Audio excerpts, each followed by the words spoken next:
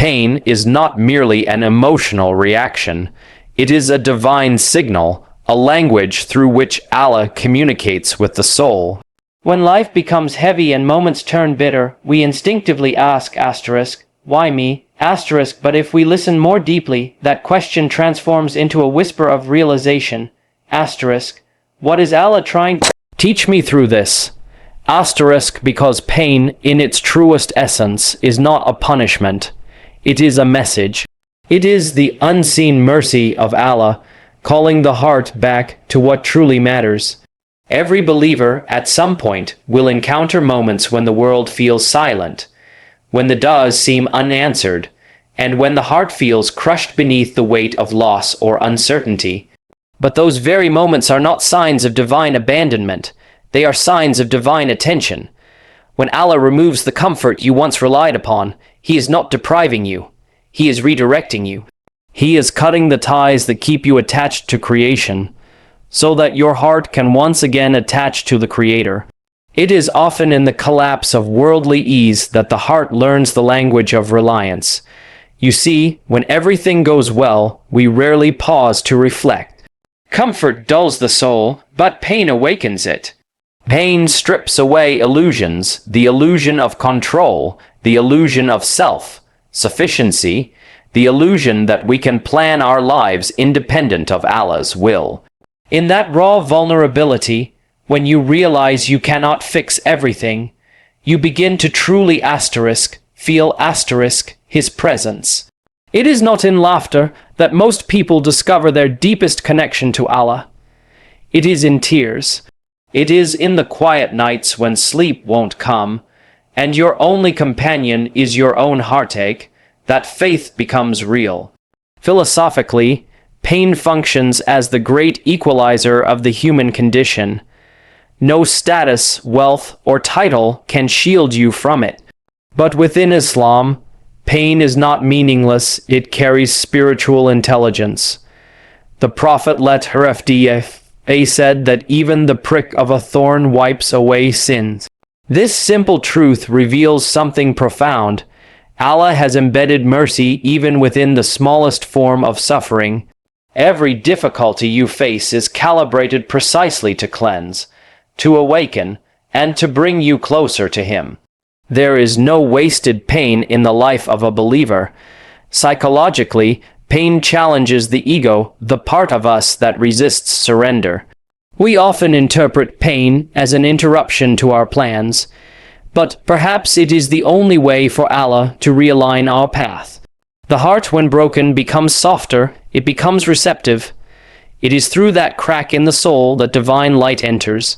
If we never experienced hardship, our hearts would remain covered with the dust of arrogance and forgetfulness.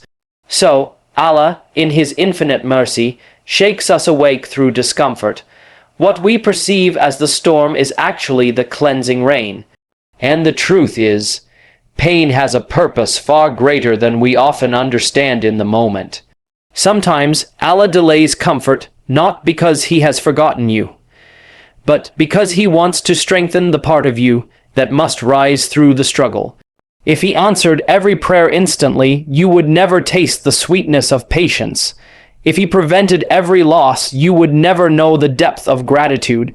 Mercy, therefore, does not always come in the form of relief. Sometimes it comes in the form of endurance.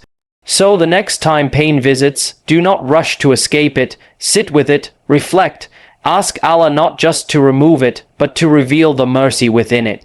Because when pain is understood as a divine conversation, it stops being something you fear. It becomes something that transforms you. Remember this, pain ends where mercy begins, but mercy often begins within the pain itself. The moment you stop seeing your hardship as punishment and start seeing it as guidance, that is the moment you begin to heal, not just in body, but in soul. Sometimes, mercy does not appear in the form we expect. We think of mercy as comfort, as the easing of pain, as prayers being answered in the way we want. But Allah's mercy is far more profound than that. It is not confined to moments of joy or relief. Often, it is hidden within the very trials we wish to escape. The believer learns over time that Allah's mercy is not only in what He gives, but also in what He withholds. What feels like loss can be protection. What feels like rejection can be redirection. The challenge lies in recognizing mercy when it's dressed in the garments of pain. Think of the moments in life when something slipped from your hands. An opportunity, a relationship, a dream. At the time, it felt like a wound, an unfair detour. Yet months or years later, when you look back, you realize that what you lost was never truly meant for you. That denial, that heartbreak, was in fact Allah's subtle way of guiding you towards something purer, something safer for your soul. Mercy doesn't always come as a gift wrapped in joy. Sometimes it comes as a door closing softly in your face, saving you from what would have broken you even more deeply. Spiritually speaking, this is one of the most difficult truths to internalize. Because our hearts crave understanding, we want to know why. Why did this happen? Why was I tested this way? Why did Allah let me feel this pain? But faith begins when the need to understand gives way to trust. When you stop asking asterisk, why me, asterisk, and begin to whisper asterisk, "Ya Allah, I trust that you know better than I do." Asterisk, that is where mercy begins to unveil itself. Every delayed answer, every unanswered prayer, every painful pause in life carries within it a message. I am still here. I am still guiding you. There is a saying among scholars that when Allah loves someone, He purifies them through trials. This is not cruelty. It is mercy in its purest form. Because the heart, left in comfort too long, becomes numb, ease can make us forget our dependence on Him. Hardship, however, awakens the soul. It softens arrogance into humility, and it strips the heart of its false sense of control. The one who was distant begins to pray again. The one who was heedless begins to remember. That remembrance, that return, is the greatest mercy of all. From a psychological perspective, pain reframes our priorities. It cuts through the noise of life and forces us to confront what truly matters. When you lose something precious, you begin to see that nothing in this world is permanent. That realization, though painful, frees you. It detaches your happiness from the fleeting and redirects it toward the eternal. Allah's mercy, therefore, is not about making this world easier. It's about making our hearts stronger, wiser, and ready for what lies beyond it. And so, when hardship enters your life, do not be too quick to label it as misfortune. The storm you're in may be clearing a path for you. The unanswered prayer may be Allah's way of protecting you from something you cannot yet see. Mercy is not absent during your suffering. It is working quietly within it, shaping you, refining you, guiding you closer to the peace you seek. If only we could see the unseen dimensions of our pain, we would thank Allah for every tear that fell. We would realize that His mercy was never delayed, it was simply disguised. The believer's task, then, is not to demand that life becomes easier, but to trust that Allah's mercy is already at work, even when it feels hidden behind the veil of hardship. And that is the beauty of faith.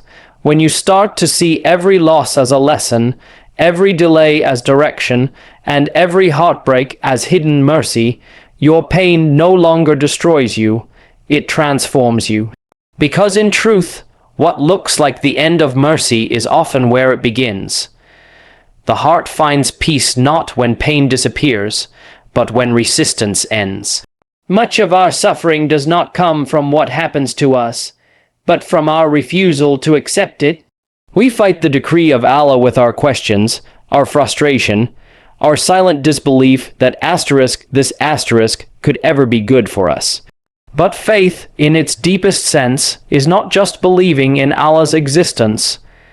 It is trusting His wisdom even when the plan makes no sense. The heart's surrender is not weakness, it is liberation. It is the moment when you stop struggling against the tide and allow yourself to be carried by the current of His mercy. When the believer finally whispers, Ya Allah, I leave this in your hands, something powerful happens. The chaos within begins to settle. The storm doesn't necessarily end, but your heart learns how to float in it. This is the mercy of surrender. It doesn't erase the pain, but it gives it meaning. It transforms what once felt unbearable into something bearable because you are no longer carrying it alone. That is the quiet strength of tawakkul, reliance on Allah. It is not passive resignation, it is active trust. You do your part, and then you release the outcome to the one who never fails. We often confuse surrender with giving up. But surrender, in the spiritual sense, is not quitting. It is the moment the ego steps aside and allows the soul to breathe. The ego wants control. It demands explanations. It says, I need to know why this is happening before I can accept it. But the soul, when enlightened by faith, says, even if I don't understand, I know my Lord is just, and I know he is merciful. The ego resists what it cannot control. The heart finds peace in what it trusts. This is why true serenity begins not when life becomes easy, but when we stop fighting Allah's decree. From a psychological lens, this act of surrender creates inner alignment. The mind and the heart stop arguing with each other. The anxiety that comes from trying to force outcomes begins to fade. There is a deep, almost sacred calm that enters when you accept that the plan is unfolding exactly as it should. The Prophet _FDFA said, know that what has missed you was never meant to hit you, and what has hit you was never meant to miss you. When that truth settles in your heart, the endless questioning what if, why me, why now, finally quiets down. You start to see that peace is not found in control, but in trust. Philosophically, surrender is the highest form of faith because it requires you to step beyond logic. Logic tells you that pain is bad, loss is failure, and struggle is unfair. But revelation tells you that behind every difficulty, there is wisdom. Behind every tear, there is purification. Behind every delay, there is divine timing. The one who surrenders doesn't stop caring, they simply stop fearing. And when fear leaves the heart, mercy rushes in to fill its place. Think of how different your response to hardship becomes when you view it through this lens. Instead of asking Allah to remove the storm, you ask Him to guide you through it. Instead of questioning His will, you seek the lessons hidden within it. This shift changes everything. It turns panic into patience, frustration into faith, and pain into peace. The moment you accept that Allah's plan is not working against you, but for you begin to experience what true spiritual freedom feels like. And so, the heart's surrender is not the end of effort. It is the beginning of clarity. When you stop fighting the reality that Allah has written, you open the door for His mercy to enter. The struggle may remain, but your relationship with it changes. You no longer see yourself as a victim of fate, but as a participant in divine wisdom. In the end, peace does not come when the storm ends. It comes when you stop fearing the storm. Because when you surrender to Allah, even your pain becomes a prayer, and your patience becomes proof that His mercy has already begun. When Allah tests you, He is not merely observing how much you can endure, He is transforming who you are through that endurance. Every trial carries within it the potential to reshape the heart, to polish the soul, to awaken something dormant within you. The pain that once felt unbearable eventually becomes the source of your greatest strength. This is why, for the believer, no suffering is wasted. When you walk through hardship with faith, you don't come out the same, you come out refined. You come out with a heart that understands mercy not as an abstract idea, but as something you have lived through . There comes a point after the storm when you look back and realize that the pain you prayed would end was the very thing that built your character. You see how Allah, through His wisdom, stripped away what you didn't need to give you what you truly required: clarity, humility, patience, and faith. What once felt like breaking was actually the process of rebuilding. You thought you were falling apart, but in reality, Allah was rearranging your heart in a way that could hold His mercy more fully. Pain ends where mercy begins, but mercy doesn't always begin when the suffering stops. It begins the moment you rise above it with understanding. Philosophically, there is something profound about this transformation. Pain and mercy are not opposites. They are stages of the same spiritual process. Pain humbles, mercy elevates. Pain exposes, mercy restores. Pain weakens your attachment to the world. Mercy strengthens your attachment to Allah.